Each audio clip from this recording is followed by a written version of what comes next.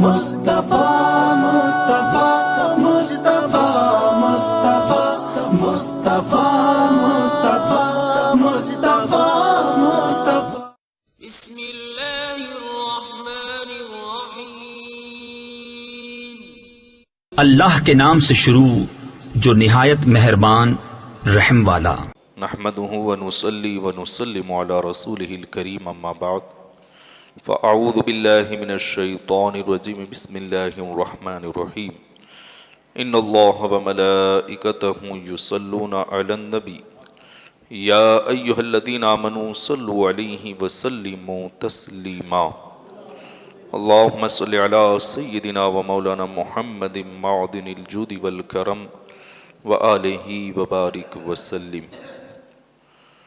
حضرت آدم علیہ السلام کا مجسمہ تیار ہو گیا، اس میں روح پھونک دی گئی۔ اس کے بعد حضرت آدم علیہ السلام کو جنت میں لے جانے کا حکم ہوا۔ حضرت آدم علیہ السلام کو جنت میں نہایت شان و شوکت کے ساتھ اللہ تبارک و تعالیٰ کی طرف سے داخلہ کروایا گیا۔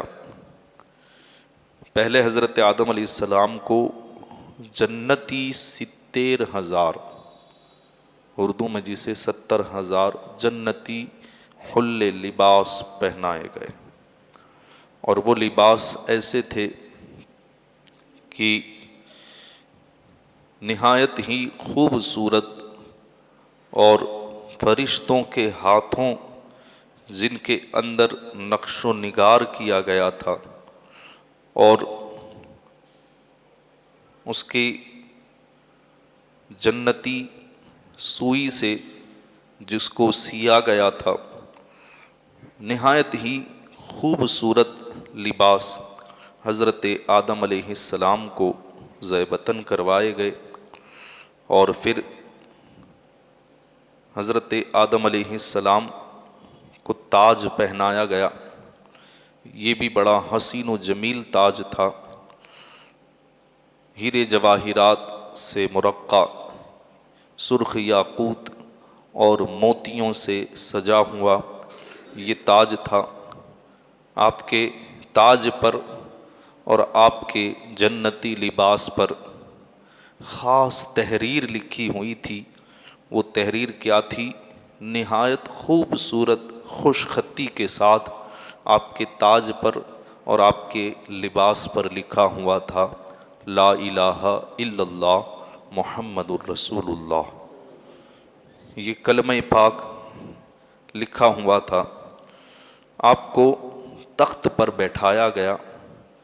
ابھی جنت میں پہنچے نہیں ہیں، جنت کے باہر ہیں۔ تخت پر آپ کو بیٹھایا گیا، اور جلوس کی شکل میں آپ کی داہنی جانب 7 لاکھ فرشتے، اور بائیں جانب بھی اتنی ہی تعداد میں 7 لاکھ فرشتے یہ جلوس کی شکل میں آپ کو تخت پر بٹھاتے ہوئے چلے، اور یہ سارے فرشتے صلاۃ و تحیات کے طبق حضرت آدم علیہ السلام پر نچھاور کر رہے تھے۔ اس وقت ندا آئی۔ یہ ندا کس نے دی؟ رب تبارک و تعالیٰ نے۔ اے رضوان خازن جنت، تہنیت میں جنت کے دروازے کھول دو۔ میرے محبوب بندے کو، میرے خلیفہ کو جنت میں داخلہ دلوایا جا رہا ہے، تو میرے آدم، میرے خلیفہ کی جو ہے استقبال میں سارے دروازے جنت کے کھول دو، اور جنت کے راستوں کو رنگا رنگ فروش بچھا کر مزین کرو۔ جس طریقے سے کوئی بڑا آدمی آتا ہے تو لال بچھونا بچھایا جاتا ہے، رب تبارک و تعالیٰ نے حکم دیا کہ جنت میں میرے خلیفہ کے لیے بہترین بچھونے بچھائے جائیں جن پر میرے خلیفہ کے قدم پڑیں، اور فرمایا اے جنت کے محلوں اپنے کنگرے عرش مجید تک بلند کرو۔ جو مینار کی شکل میں محل پر ہوتے ہیں ان کو کنگرا کہا جاتا ہے، تو کہا کہ اپنے کنگرے عرش مجید تک بلند کرو، اور درختوں کو اور نہروں کو حکم دیا کہ اے درختوں، اے جنت کی نہروں، ترنم کے ساتھ خوشی کے ترانے گاؤ۔ حوروں کو حکم دیا اے جنتی حوروں، زیب و زینت کرو، اور جنت کے غلاموں کو اور غلمان کو حکم دیا کہ جنت کے محلوں کو سجاؤ آراستہ کرو، اور جنت کی نہروں کے پانی کو حکم دیا کہ اے جنت کی نہروں کے پانیوں روا دواں ہو جاؤ، اور فرشتوں کو حکم دیا کہ اے فرشتوں میرے نائب اور میرے خلیفہ کے ارد گرد حلقہ بنا کر کے چلو، اور ہر طرف سے یہ صدا دو ترکو ترکو خلیفۃ اللہ، کہ اللہ کے خلیفہ کو راستہ دو، اللہ کے خلیفہ کو راستہ دو۔ اس شان و شوکت کے ساتھ حضرت آدم علیہ السلام کو جنت کی طرف لے جایا گیا۔ جب جنت کے قریب پہنچے، دروازے کے قریب پہنچے، تو جو جنت میں مقرب فرشتے، اللہ کے خاص فرشتے جو اللہ کے ہیں، وہ خوشی خوشی علیین پر آ گئے حضرت آدم علیہ السلام کا استقبال کرنے کے لیے۔ جنتی حوریں بھی استقبال کے لیے نکل گئی، اور رضوان جنت جو جنت کے خازن ہیں وہ کمر بستہ حاضر ہو گئے، اور حضرت آدم علیہ السلام سے اب رب تبارک و تعالیٰ نے خطاب فرمایا، اے آدم، ہم نے تم کو اپنے دست قدرت سے پیدا کیا اور اپنی روح خاص تم میں پھونکی، علم اسما تم کو تعلیم فرمائے، یعنی تمام چیزوں کے نام ہم نے تم کو سکھا دیے، اب جنت میں داخل ہو جاؤ اور ہمارے عہد و امانت کا خیال رکھو۔ حضرت آدم علیہ السلام نے عرض کیا، الہی تیرا عہد کیا ہے جس کو میں پورا کروں؟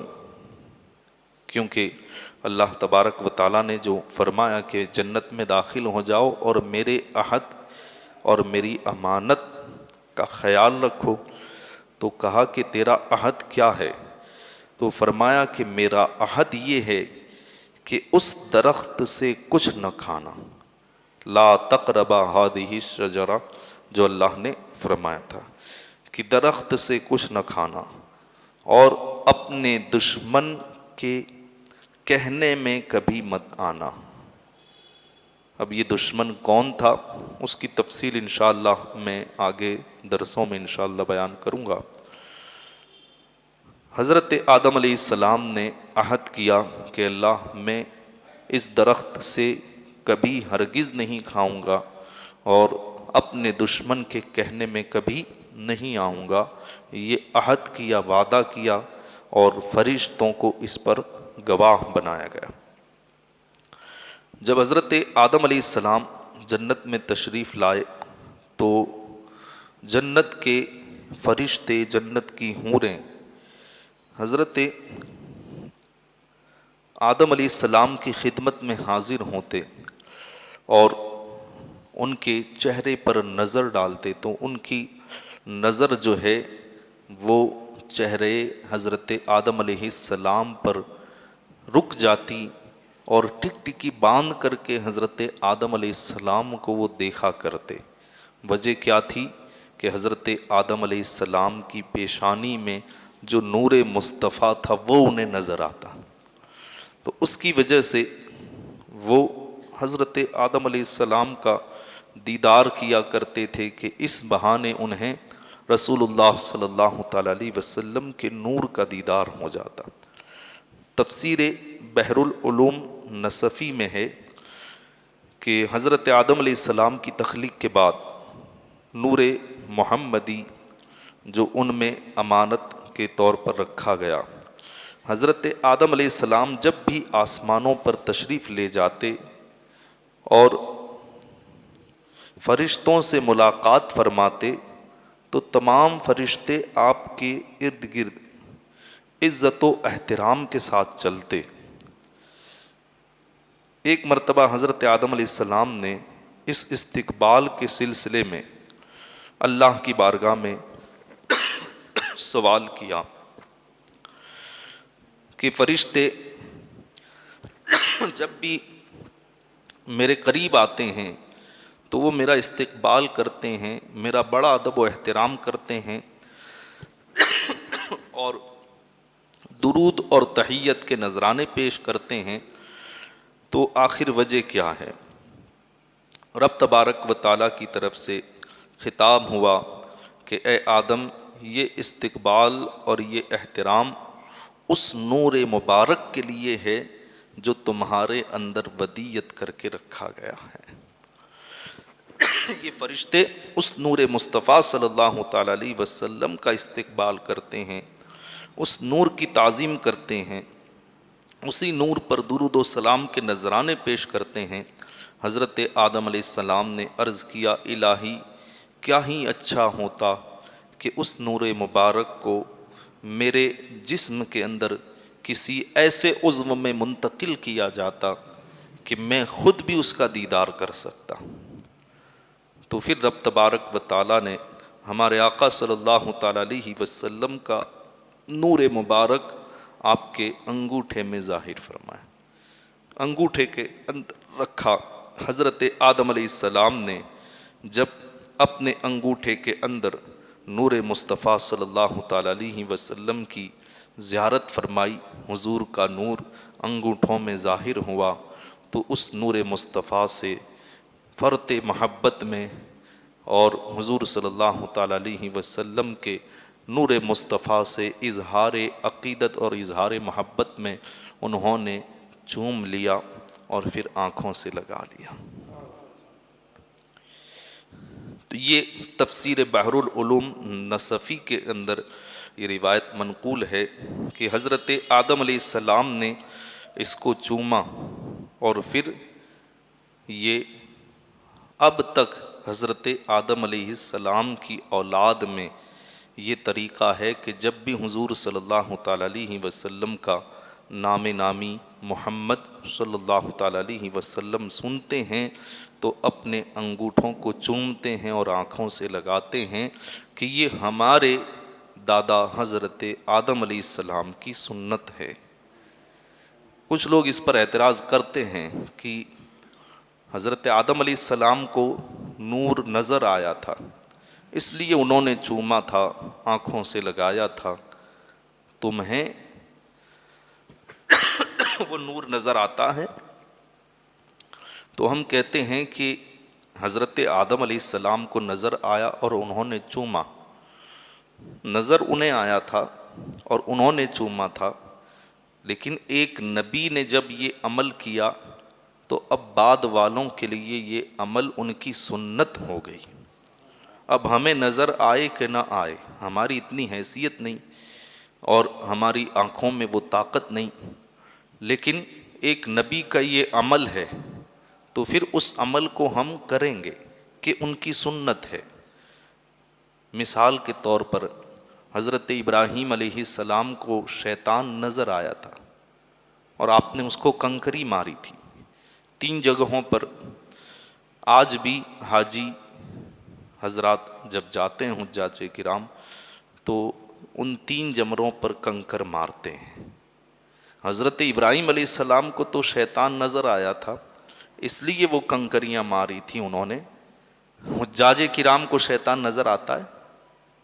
حاجی جو جاتے ہیں انہیں شیطان نظر آتا ہے؟ نہیں، لیکن پھر بھی انہیں مارنے کا حکم ہے۔ کیوں؟ کہ یہ ابراہیم علیہ السلام کی سنت ہے، ایک نبی کا محبوب عمل ہے۔ تو بس اسی طرح ہم بھی یہی کہتے ہیں کہ ہمیں انگوٹھوں میں نور مصطفیٰ صلی اللہ تعالیٰ علیہ وسلم نظر تو نہیں آتا، لیکن اس لیے چومتے ہیں کہ یہ اللہ کے نبی حضرت آدم علیہ السلام کی سنت ہے۔ تو اس طرح حضرت آدم علیہ السلام کا بہشت کے اندر، جنت کے اندر داخلہ ہوا۔ اب یہ جنت میں رہنے لگے۔